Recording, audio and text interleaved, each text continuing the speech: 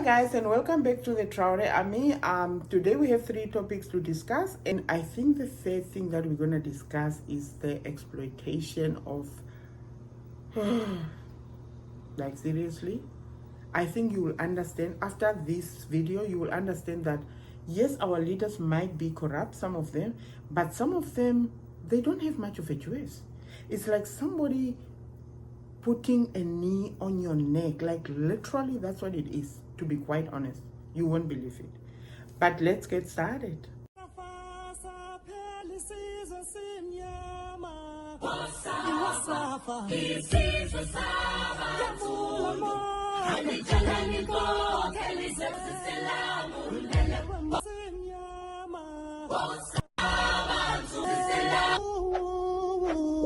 So the next point, which is very important and which I really want you to understand, which might possibly make it into another video so that we have like a part 1, part 2, part 3, because people are so lazy, they don't want to watch videos that more than 15 minutes. So I'm very careful.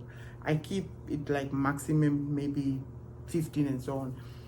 The exploitation, this is what's going on. People need to understand, especially people who are talking about, oh no, your leaders are bad, that's why you are here and so on.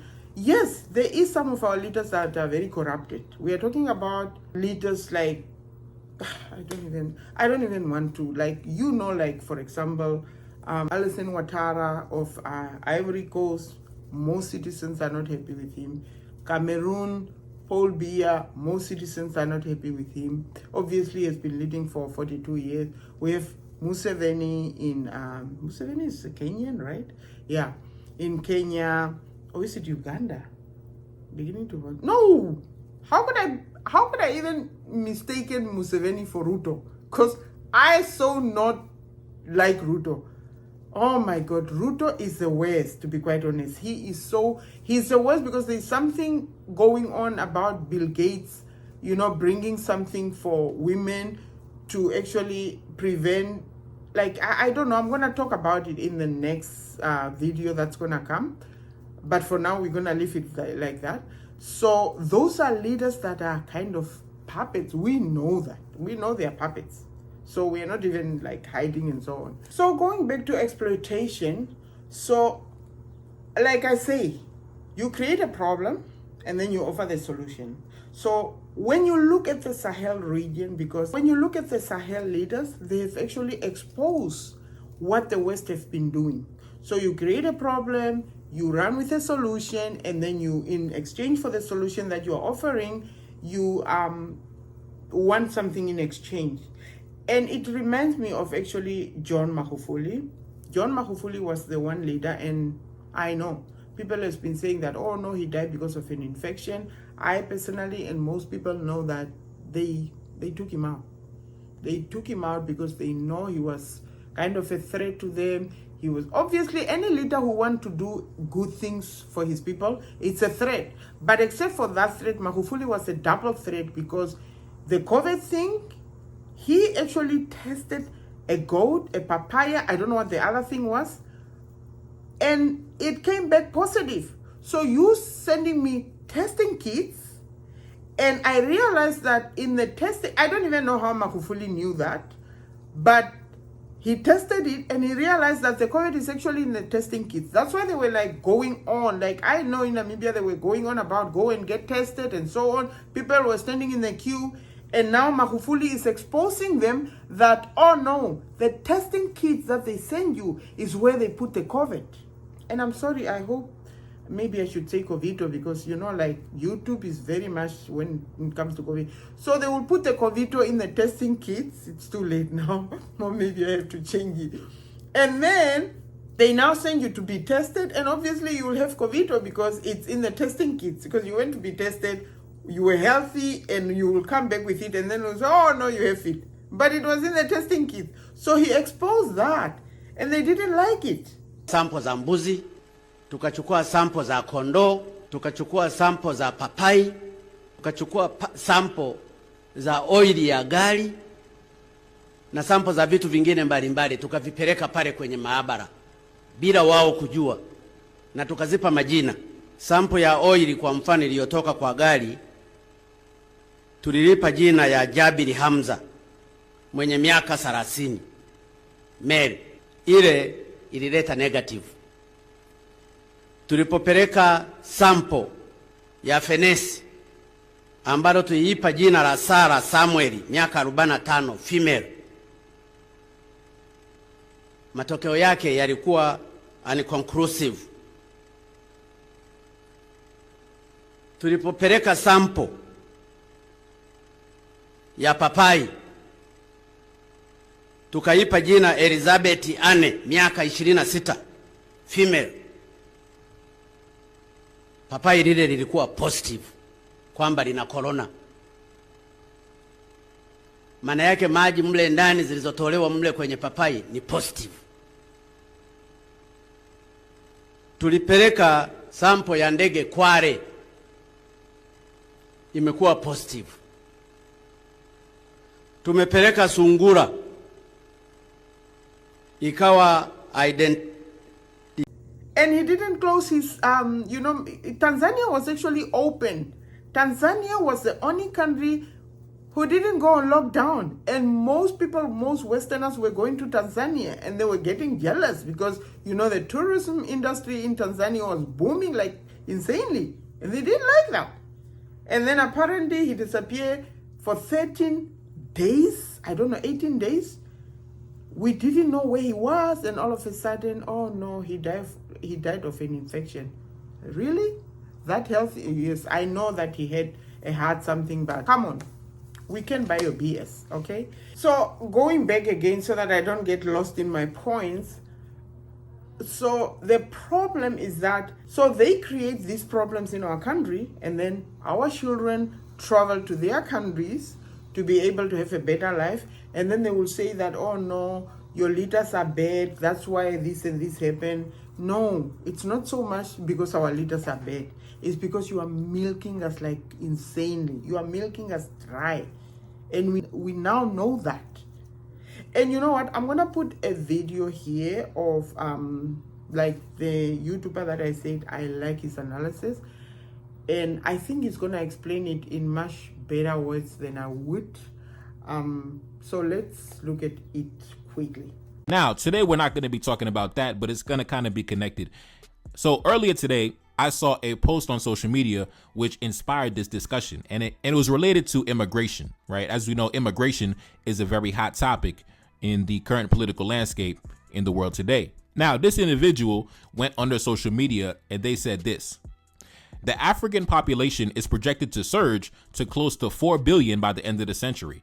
They have no ability to sustain their current population without constant assistance, resulting in large numbers of refugees flooding into the nations that are currently sustaining their existence. Continuing to help Africans is the moral equivalent of taking food from your children's plates to feed monkeys. All it does is bring more monkeys to your table. It is evil, and it will create a black plague that will consume us all. Now, I want to talk about that. I want to debunk that, right? Now, obviously, like most people indoctrinated by Western media, Western literature, Western education, he actually believes that the West is actually doing charity for Africa, right? Besides the fact that Africa loses more in resource extraction than it gains in so-called foreign aid, right? But that's besides the point. We could get to that later, right? But it's very ironic that he says that, especially in the same week that a Western government, France, tried to topple the regime of a patriotic leader, right? A leader that is actually taking measures to improve the economic situation of his country. A leader that is actually taking measures to boost the capacity of his military. A leader that is actually taking measures to secure the sovereignty of his people. A leader that is taking measures to take the gold mines back from the multinationals. A leader that is taking measures to improve the daily lives of his citizens. And what did these so-called Western charitable governments do, right? The Western governments that, as he says, oh, we're doing so much charity for the Africans. We're sustaining their existence. What did they try to do to one of the most patriotic leaders in the world? They tried to topple his regime and kill him. So this is the paradox that I want to discuss today, right? Now, logically, if what he said was true, right? And if he really had a problem with immigration, first of all, what is the source of immigration, right? People tend to migrate to provide a better existence for their children. Now, these people would not have to go anywhere if they were able to provide that level of existence in their home countries, right? They would stay right where they're at and they wouldn't even come and bother you. So you would have nothing to complain about, right? But see, this is the paradox that we have to confront. These so-called Western nations that are doing all this charity like he claims, right? They built their economies on the backs of African resources. First, it was the human resources and the slave labor, and then came the gold and the oil and the uranium and everything else in between. And in order for the nations to continue standing tall, Africa has to remain on its knees. Africa has to remain in the same position that it is in, right? They cannot afford for Africa to actually rise to a level of power and self-sufficiency, because that would undermine their own economic position. That would undermine their own prestige. Because if Africa wakes up tomorrow and says, listen, we're going to manage our own gold, our own uranium, we'll take care of our own land, we don't need you. Matter of fact, get out the country. All of a sudden, these same nations always bragging about doing charity, all of a sudden, they start shaking, they get nervous, right? We can look at France right now. The French economy is spiraling into full collapse, right? Coincidentally, around the same exact time that their influence in Africa is beginning to decrease, right? As African nations are telling France, get the hell out of my country, coincidentally, the French economy is going down the toilet. So that shows us that our prosperity equals their destruction. Their prosperity equals our destruction. Now, going back to the topic at hand, right? The French government trying to kill the president of Mali, right? For the longest, Mali, as well as the other nations in the Sahel, like I always say, those were nations that were forgotten about, right? Known as some of the poorest countries in the world. Man, we forgot about them. We always thought, man, they're always going to be under the boot of the French, right? They were seen as charity cases, right? Now, in recent years, we've seen leaders come to power that began to take their responsibility in their own hands and begin to chart a path towards sovereignty, kicking the French out the country, renegotiating the contracts, taking the gold mines back, taking the uranium mines back, launching military operations, killing high-profile terrorists. If you remember, back in April 30th, 2024, right? Take a look up on the screen. Malian forces kill an Islamic State commander. You remember when the military in Mali killed that Al-Qaeda commander, Abu Huzaifa, who had a $5 million bounty on his head from the United States government, right? Even the United States, with all its so-called technology and intelligence, they couldn't even find this booty scratcher in the bush. Assimi Goïta had to go and find him and kill him, right? Major victory in the fight against terrorism. Now, take a look up on the screen. You remember back in January, top of the year, Mali is set for a huge $1.2 billion payday from the mining sector. You remember President Assimi Goïta, he established a brand new mining code where all the foreign companies operating in the country had to sign on to the new mining code, giving the government bigger ownership and more economic benefits from the mining sector, right? And you remember, take a look up on the screen, back in June, Barrick Mining's gold complex placed under state control in Mali, right? One of the largest gold mines in the world, from one of the largest gold mining companies in the world. Yeah, we had to take that back. Right? Take a look up on the screen. Mali takes control of one of Africa's largest gold mines and launches its own refinery. So as you can see, President Assimi Goïta was taking steps to not only, like I said, improve the economic situation of his country, but taking certain steps to where the citizens won't have to migrate to foreign countries because they can stay right here at home. And then what happened? The French government tried to kill him. Even with all the accomplishments I just listed, right? Even with all the victories in the fight against terrorism, killing one of the most high-profile terrorists in the world, right? That even the United States couldn't even find him. And yet, they still try to topple the regime. They still try to kill him. And you cry about migrants, you cry about invaders at the border, but at the same time, you're undermining and destabilizing their countries to where the citizens don't have the economic opportunity to provide for their children. So you engineer the chaos and destabilize the governments in these countries, and then you complain about the results. Because I guarantee, if President Assimi Goïta was killed or overthrown in a coup, I guarantee it would have been a bunch of migrants coming out of Mali, traveling to foreign countries for better opportunity. But the reality is, you don't want to admit that it's not actually you the one that's doing charity. No, I always say it's the African nations doing charity for the West. That's why the French government wants to kill President Assimi Goïta, because he cut off the charity. He cut off the welfare, right? That's why, right? Because the French government is not getting enough welfare from the African nations, and that's a big reason why their economy is currently in full-scale collapse. But unfortunately, in the United States, and I'm sure in other Western countries, we are fed with the propaganda that the Western nations are the benevolent benefactors doing charity around the world, when in reality, it's the reverse. And it's very ironic because the same type of conversations are also happening in France, always complaining about the migrants, all these migrants coming to France. But at the same time, why is the French government going around destabilizing governments, destabilizing countries at the same time?